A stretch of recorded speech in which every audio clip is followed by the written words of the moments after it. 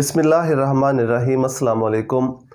तो dear students, chapter 8 हमारा continue था। आज से हम उस चैप्टर के साथ साथ चैप्टर 10 भी स्टार्ट करने जा रहे हैं, यानी इलेक्ट्रोकेमिस्ट्री वाला चैप्टर। दोनों चैप्टर कंटिन्यू रहेंगे। मैं कोशिश करूँगा कि चैप्टर 8 और चैप्टर 10 दोनों की एक एक वीडियो रोज़ अपलोड किया करूं। अगर इस तरह से ना पॉसिबल हुआ तो फिर एक दिन चैप्टर 8 की वीडियो अपलोड किया करूंगा और एक दिन चैप्टर नंबर 10 की। तो दोनों चैप्टर साथ साथ चलेंगे। जो स्टूडेंट्स इन वीडियोस को देख के तैयारी कर रहे हैं वो अपनी अच्छे से तैयारी कंटिन्यू रखें और उनकी तैयारी ना डिस्टर्ब हो, इसीलिए मैंने ये डिसीजन लिया है कि चैप्टर 8 और चैप्टर 10 दोनों को साथ साथ कंटिन्यू किया जाए। तो इलेक्ट्रोकेमिस्ट्री इस चैप्टर का इंट्रोडक्शन पढ़ने जा रहे हैं आज। इलेक्ट्रोकेमिस्ट्री की डेफिनेशन देखेंगे, ऑक्सीडेशन रिडक्शन में क्या फ़र्क होता है, ऑक्सीडेशन स्टेट क्या होती है, कौन से रूल्स हैं जिनको हम फॉलो करके ऑक्सीडेशन स्टेट असाइन करते हैं, और फिर एंड पे उसकी एग्जांपल्स करेंगे जो कि शॉर्ट क्वेश्चन में अक्सर वो पूछ लेता है। तो इलेक्ट्रोकेमिस्ट्री को हम डिफ़ाइन कैसे करते हैं?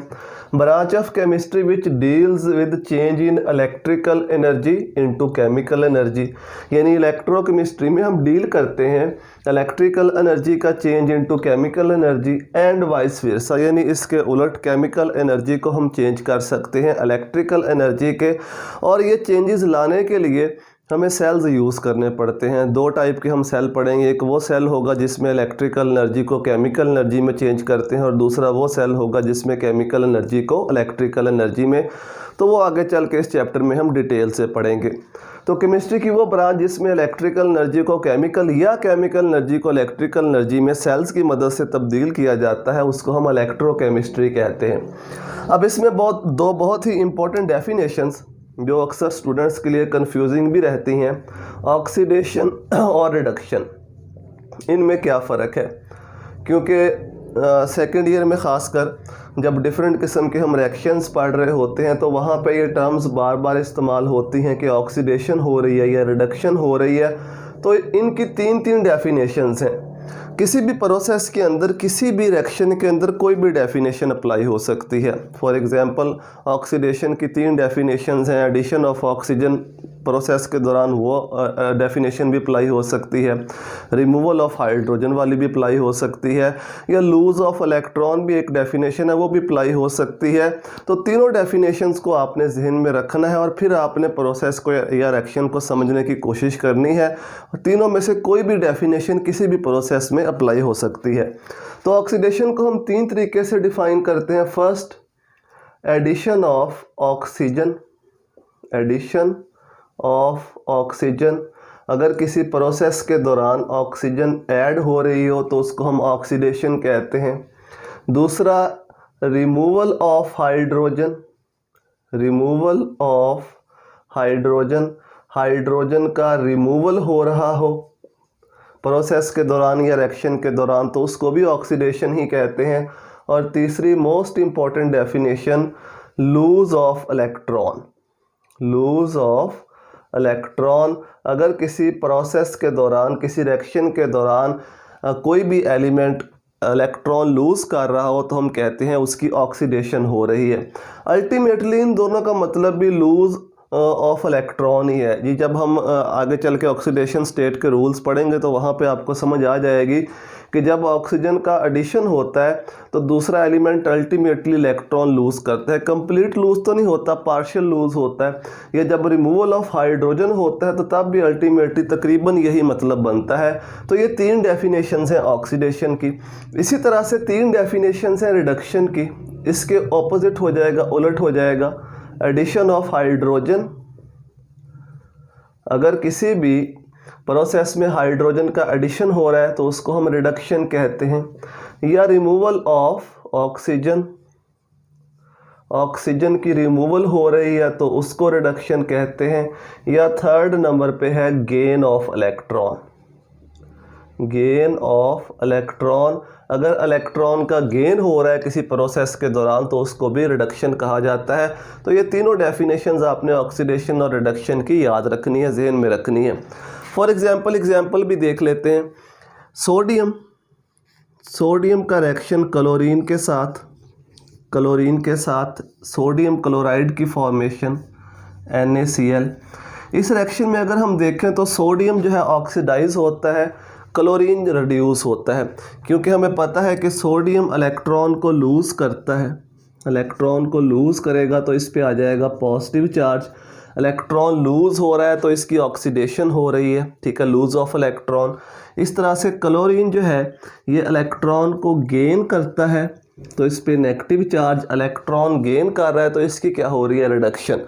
इस तरह से अगर हम एक और एग्जांपल देखें, जिंक और ऑक्सीजन का रिएक्शन, ZnO बनता है इससे, जिंक ऑक्साइड, जिंक ऑक्साइड। इसमें आप देखें कि ऑक्सीजन ऐड हो रहा है, ऑक्सीजन की एडिशन को हम क्या कहते हैं, ऑक्सीजन की एडिशन को हम कहते हैं ऑक्सीडेशन, ठीक है। हम यहाँ पे कहते हैं कि जिंक की ऑक्सीडेशन हो रही है। अब ये बात याद रखनी है कि जो ऑक्सीडेशन रिडक्शन रिएक्शन है ये साइमल्टेनियसली होते हैं, मतलब जिस प्रोसेस के दौरान, जिस रिएक्शन के दौरान ऑक्सीडेशन हो रही होती है वहाँ पे रिडक्शन भी हो रही होती है। अब जो ऑक्सीजन है ये जिंक को ऑक्सीडाइज कर रहा है, तो जिंक यहाँ पे क्या हो रहा है, ऑक्सीडाइज हो रहा है। जब ये इसको ऑक्सीडाइज करेगा खुद ये रिड्यूस होगा, इसका मतलब है, इसका मतलब इसकी ऑक्सीडेशन हो रही है, इसकी रिडक्शन हो रही है। तो ऑक्सीडेशन रिडक्शन रिएक्शन जहाँ पे भी होते हैं इकट्ठे होते हैं। जैसे यहाँ पे NaCl की फॉर्मेशन में सोडियम ऑक्सीडाइज होता है, क्लोराइड रिड्यूस होता है तो NaCl बनता है। ऐसे रिएक्शंस जहाँ पे ऑक्सीडेशन और रिडक्शन इकट्ठी होती है, ऐसे रिएक्शंस को हम कहते हैं रिडॉक्स रिएक्शंस, रिडॉक्स रिएक्शंस। तो ये रिडॉक्स रिएक्शंस होते हैं जहाँ पे ऑक्सीडेशन और रिडक्शन इकट्ठे वाक़ होते हैं। RD ये रिडक्शन से लिया गया है और OX जो है ये ऑक्सीडेशन से लिया गया है, तो इन रिएक्शंस को रिडॉक्स रिएक्शंस कहा जाता है। तो ये बात ध्यान में रखनी है कि जहाँ पे भी ये होती है ऑक्सीडेशन रिएक्शन, ये इकट्ठी एक ही रिएक्शन के अंदर होती है, ऐसे रिएक्शंस को रिडॉक्स रिएक्शंस कहते हैं। अब हम बात कर लेते हैं कि ऑक्सीडेशन स्टेट को हम कैसे डिफ़ाइन करते हैं। ऑक्सीडेशन स्टेट, ऑक्सीडेशन स्टेट होती है apparent charge on an atom. जब कोई भी एलिमेंट, कोई भी एटम कंपाउंड बनाता है, कंपाउंड की फॉर्मेशन होती है, तो उस वक़्त उस पर जो चार्ज आता है उस चार्ज को हम कहते हैं ऑक्सीडेशन स्टेट। अपेरेंट चार्ज, पहले इसको डिफ़ाइन कर लेते हैं। Apparent charge on an element, charge on an element, किसी भी एलिमेंट के ऊपर जो चार्ज आता है, कब, during apparent charge on an element in A compound, किसी भी कंपाउंड के अंदर, किसी भी कंपाउंड। अब कंपाउंड दो तरह के होते हैं, आयनिक हो सकते हैं या कोवलेंट हो सकते हैं। आयनिक में तो सिंपल है, आयनिक में क्या सिंपल है कि जो चार्ज होगा वही ऑक्सीडेशन स्टेट होगी। जिस तरह से सोडियम पे पॉजिटिव चार्ज है तो इसकी +1 ऑक्सीडेशन स्टेट होगी, क्लोराइड पे नेगेटिव चार्ज है तो इसकी -1 ऑक्सीडेशन स्टेट होगी। आयनिक कंपाउंड में जितना चार्ज होता है वही उस एलिमेंट की ऑक्सीडेशन स्टेट होती है। लेकिन कोवलेंट कंपाउंड में हमें इलेक्ट्रोनेगेटिविटी का डिफरेंस देखना पड़ता है। जो ज़्यादा इलेक्ट्रोनेगेटिव एलिमेंट होता है उसकी ऑक्सीडेशन स्टेट नेगेटिव होती है। नेगेटिव मतलब वो इलेक्ट्रॉन थोड़ा सा गेन कर रहा होता है, पार्शियल चार्जेस आते हैं, आपको पता है। और जिसकी इलेक्ट्रोनेगेटिविटी कम होती है उसकी ऑक्सीडेशन स्टेट पॉजिटिव होती है। For example water, simple example से हम इसको देख लेते हैं। वाटर, ऑक्सीजन की इलेक्ट्रोनेगेटिविटी ज़्यादा है तो ऑक्सीजन पे आ जाएगा पार्शियल नेगेटिव, यानी इसकी इलेक्ट्रोनेगेटिविटी ज़्यादा है तो इसकी ऑक्सीडेशन स्टेट जो है यहाँ पे -2 है। हाइड्रोजन की इलेक्ट्रोनेगेटिविटी कम है, ये इलेक्ट्रॉन लूज, पार्शियल लूज कर रहा है, लेकिन इसको हम +1 नहीं लिखेंगे। ये इलेक्ट्रॉन लूज कर रहा है +1, इस हाइड्रोजन पे भी क्या आ जाएगा, +1। आप इलेक्ट्रोनेगेटिविटी के फ़र्क से भी इसको समझ सकते हैं। ऑक्सीजन की इलेक्ट्रोनेगेटिविटी ज़्यादा है तो ये ओवरऑल पार्शियल नेगेटिव होगा, पार्शियल नेगेटिव। लेकिन अगर हम ऑक्सीडेशन स्टेट की बात करेंगे ये पार्शियल पॉजिटिव होंगे हाइड्रोजन। अगर हम ऑक्सीडेशन स्टेट की बात करेंगे तो हाइड्रोजन यहाँ पे इस बॉन्ड के थ्रू एक इलेक्ट्रॉन लूज कर रहा है, यानी ऑक्सीजन की इलेक्ट्रोनेगेटिविटी ज़्यादा है तो ये एक इलेक्ट्रॉन पार्शियली लूज कर रहा है तो इसके ऊपर +1 आ जाएगी। इस तरह से हाइड्रोजन के ऊपर, इस हाइड्रोजन के ऊपर भी कितनी होगी ऑक्सीडेशन स्टेट, +1। अब ये ऑक्सीजन इन दोनों के इलेक्ट्रॉन्स को अपनी तरफ पार्शियली पुल कर रहा है तो इसके ऊपर कितनी ऑक्सीडेशन स्टेट होगी, इसकी -2 होगी। तो इस तरीके से कोवलेंट कंपाउंड्स के अंदर जो ऑक्सीडेशन स्टेट है वो हम इलेक्ट्रोनेगेटिविटी के डिफरेंस की बेस के ऊपर डिसाइड करते हैं। तो ये होती है ऑक्सीडेशन स्टेट। अब ऑक्सीडेशन स्टेट और वैलेंसी में क्या फ़र्क होता है? ऑक्सीडेशन स्टेट में भी पॉजिटिव में भी नेगेटिव, डिपेंड करता है इलेक्ट्रॉन लूज़ हो रहे हैं या गेन हो रहे हैं। लेकिन जो वैलेंसी होती है वो हमेशा 0 हो सकती है, 1 2 3 4 5 वो हमेशा प्लस में होती है। लेकिन जो ऑक्सीडेशन स्टेट है वो पॉजिटिव और नेगेटिव हो सकती है। हो सकता है जितनी ऑक्सीडेशन स्टेट हो किसी भी एलिमेंट की उतनी ही उसकी वैलेंसी हो, बाज़ औक़ात सेम भी होती है, बाज़ औक़ात डिफरेंट भी होती है। लेकिन ऑक्सीडेशन स्टेट पॉजिटिव नेगेटिव होती है, वैलेंसी पॉजिटिव होती है, 0 हो सकती है, 1 2 3 4 5 कुछ भी इस तरह से। तो ये फ़र्क होता है ऑक्सीडेशन स्टेट और वैलेंसी में। ऑक्सीडेशन स्टेट और वैलेंसी की डेफिनेशन में भी वाज़ेह फ़र्क है। ऑक्सीडेशन स्टेट की अभी डेफिनेशन मैंने आपको बताई, apparent charge on an element in A compound.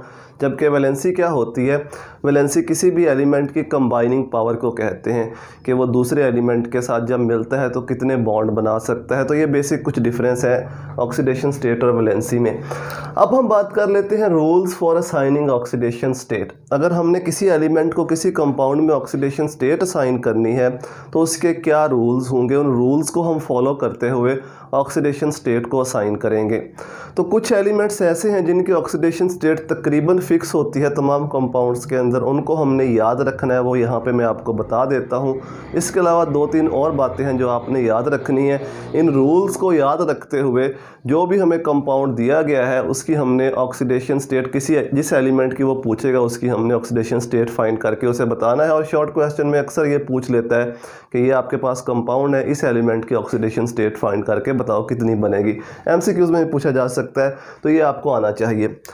सबसे पहली बात जो आपने याद रखनी है, फ्री स्टेट के अंदर अगर कोई भी एलिमेंट फ्री स्टेट के अंदर है, फ्री स्टेट का मतलब उसने किसी भी दूसरे एलिमेंट के साथ बॉन्ड नहीं बनाया हुआ। फ्री स्टेट के अंदर जो ऑक्सीडेशन स्टेट होती है वो होती है 0। ऑक्सीडेशन स्टेट क्या होगी? 0। फॉर एग्जांपल कोई भी एलिमेंट फ्री स्टेट में है, सोडियम फ्री स्टेट में oxidation state 0, magnesium free state में oxidation state 0, chlorine free state में ऑक्सीडेशन स्टेट इसकी क्या होगी? 0। हाइड्रोजन फ्री स्टेट में ऑक्सीडेशन स्टेट क्या होगी? 0। कोई भी एलिमेंट जब फ्री स्टेट में होगा, फ्री स्टेट का मतलब किसी दूसरे एलिमेंट के साथ उसका आयनिक या कोवलेंट जो बॉन्ड है वो ना बन रहा हो, तो उसको फ्री स्टेट कहते हैं। और फ्री स्टेट में जो ऑक्सीडेशन स्टेट होती है, जो ऑक्सीडेशन नंबर होता है वो 0 होता है किसी भी एलिमेंट का। सेकंड, हाइड्रोजन की मोस्ट ऑफ द कंपाउंड्स में, हाइड्रोजन की अगर हम बात करें, मोस्ट ऑफ द कंपाउंड्स में जो ऑक्सीडेशन स्टेट होती है हाइड्रोजन की वो होती है +1।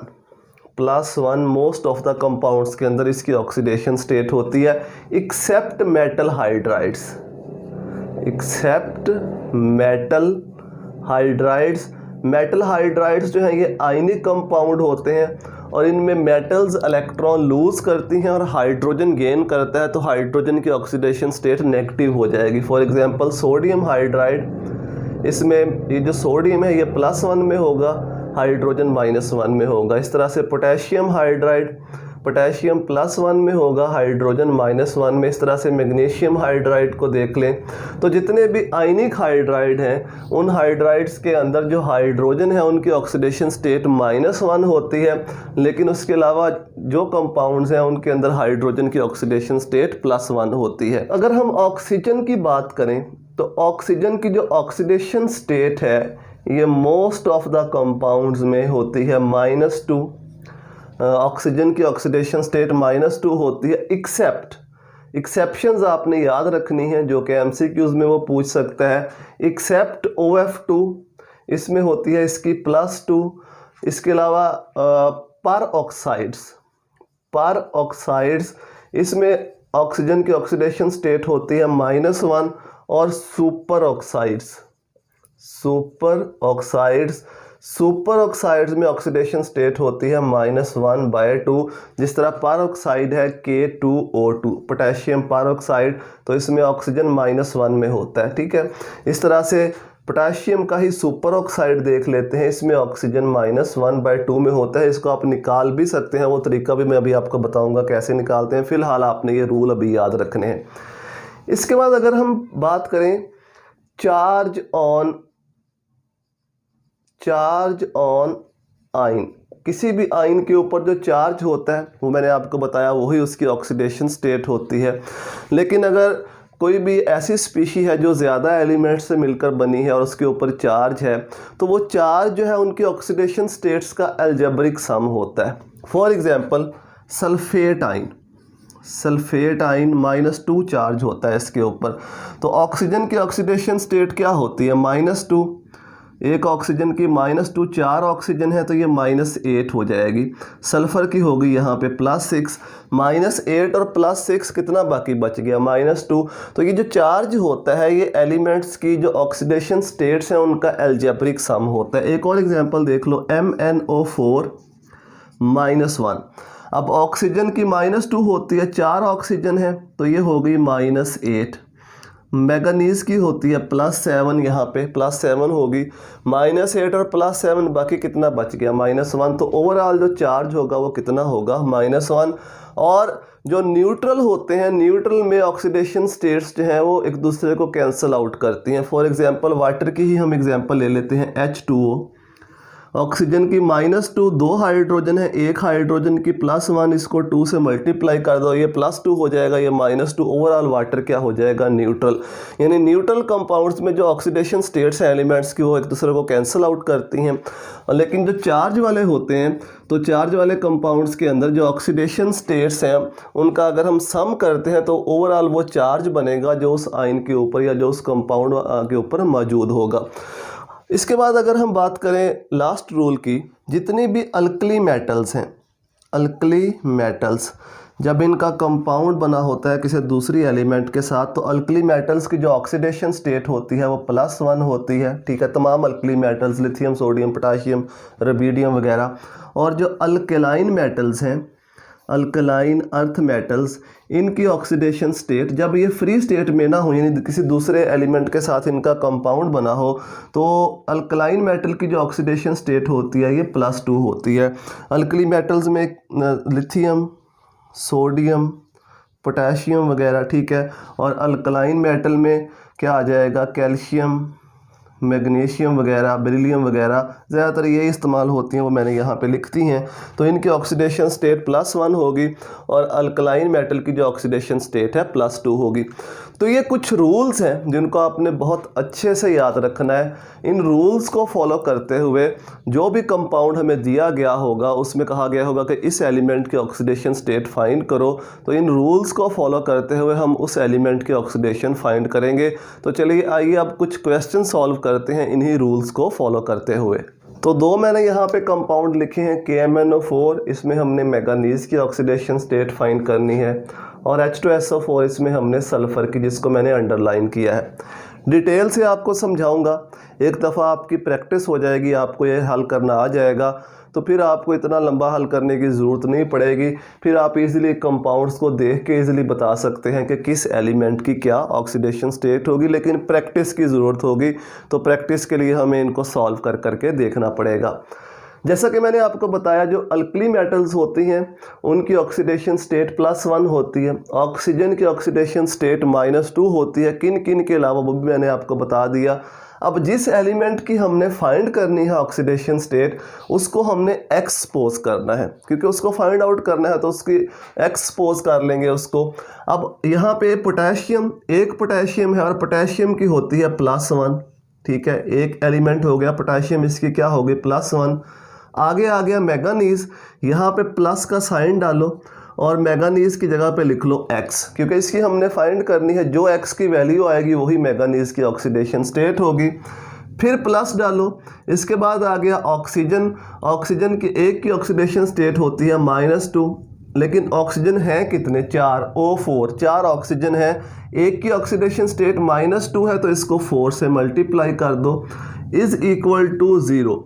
अब चूंकि ये न्यूट्रल है, इसके ऊपर कोई चार्ज नहीं है, तो इक्वल के बाद हम 0 लगाएंगे। अगर इसके ऊपर कोई भी चार्ज होता, कोई भी माइनस या प्लस, तो इक्वल के बाद वो चार्ज हम लिख देते हैं यहाँ पे एज सच। अब चूंकि न्यूट्रल है तो न्यूट्रल कंपाउंड्स के लिए इक्वल के बाद हम क्या लगाएंगे, 0। अब इसको सॉल्व करो, +1 + x और ये हो जाएगा प्लस माइनस माइनस, 4 को 2 से मल्टीप्लाई किया, 8 इज इक्वल टू 0। x की वैल्यू फाइंड करनी है, +1 को इक्वल साइन के इस साइड पे ले जाओ, -8 को ले जाओ, तो x इज इक्वल टू -8 हो जाएगा, +8 +1 हो जाएगा -1, तो x is equal to +7। Plus लिख दो तब भी ठीक है, ना लिखो उसका मतलब भी प्लस ही होता है। इसका मतलब है कि जो मैंगनीज है, मैंगनीज की जो ऑक्सीडेशन स्टेट है वो कितनी है, वो +7 है इस कंपाउंड के अंदर। ओवरऑल न्यूट्रल है, तो आप यहाँ पे लिख के भी देख सकते हैं। देखो पोटेशियम +1 है, ऑक्सीजन -8 है, ऑक्सीजन -8 पोटेशियम +1, तो इसका मतलब मैंगनीज कितना होना चाहिए, +7। ये +8 हो गया और ये -8, तो ये न्यूट्रल हो गया। इस तरीके से आप इसको वेरीफाई भी कर सकते हैं। अब आ जाओ यहाँ पे H2SO4 सल्फर की फाइंड करनी है, तो पहले हाइड्रोजन है, एक हाइड्रोजन की होती है +1, 2 हाइड्रोजन है तो इसको 2 से मल्टीप्लाई कर दो, प्लस डालो, सल्फर आ गया, इसको फाइंड करना है तो इसकी जगह पे x लिख दो। ऑक्सीजन आ गया, प्लस डालो, एक ऑक्सीजन की -2, 4 ऑक्सीजन है तो 4 से मल्टीप्लाई कर दो, इज इक्वल टू 0, क्योंकि न्यूट्रल है तो इक्वल के बाद 0 लगा देंगे। इसको मल्टीप्लाई करो, ये +2 हो जाएगा, प्लस x ये हो जाएगा, प्लस माइनस 4 को 2 से मल्टीप्लाई करो, 8 इज इक्वल टू 0। x की वैल्यू निकालनी है, -8 उधर जाके +8 हो जाएगा, +2 उधर जाके -2 हो जाएगा, x इज इक्वल टू +6। इसका मतलब है सल्फर की ऑक्सीडेशन स्टेट कितनी हो जाएगी यहाँ पे, +6। ठीक है, तो यहाँ पे लिख के देख लो, हाइड्रोजन +2 है, ऑक्सीजन -8 है और सल्फर जो है ये +6, तो +8 और -8 ओवरऑल ये मॉलिक्यूल जो है ये न्यूट्रल हो जाएगा। एक और एग्जांपल इसी के साथ सॉल्व कर लेते हैं। Third, HNO3 nitric acid, HNO3। अब मैं जल्दी इसको सॉल्व करके आपको बताता हूँ, आप खुद भी इसको कर सकते हैं, कोई मुश्किल नहीं है। नाइट्रोजन की ऑक्सीडेशन स्टेट फाइंड करनी है, एक हाइड्रोजन +1, ठीक है, नाइट्रोजन फाइंड करना है, x 3 ऑक्सीजन है, -2 ये हो जाएगा -6, ठीक है, इज इक्वल टू 0।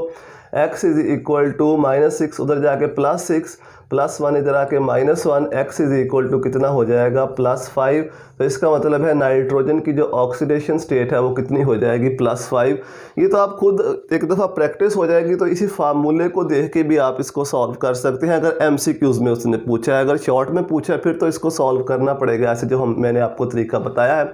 MCQs में पूछा, ये आपके सामने लिखा हुआ है, O3 एक ऑक्सीजन की -2 होती है तो 3 ऑक्सीजन की कितनी हो जाएगी, -6। हाइड्रोजन एक है, एक की कितनी होती है, +1। तो चार्ज को न्यूट्रलाइज करना है, ये -6 है, ये +1 है, तो इसका मतलब इसमें कितने ऐड और करने पड़ेंगे, +5। तो नाइट्रोजन कितना हो जाएगा, +5, क्योंकि ओवरऑल कंपाउंड क्या है, ये न्यूट्रल है। तो इस तरह फार्मूले को देख के भी अगर आपकी प्रैक्टिस है तो आप ऑक्सीडेशन स्टेट्स को फाइंड आउट ईजिली कर सकते हैं। आपकी बुक में एक्सरसाइज में कुछ क्वेश्चन है, तो ये 2 मैंने वहाँ से क्वेश्चन लिए हैं। Cr2 क्रोमियम सल्फेट है और ये एक आयन है, क्रोमेट आयन, डाइक्रोमेट आयन है। तो इसमें हमने क्रोमियम की ऑक्सीडेशन स्टेट फाइंड करनी है, यहाँ पे भी क्रोमियम की करनी है और यहाँ पे भी क्रोमियम की करनी है।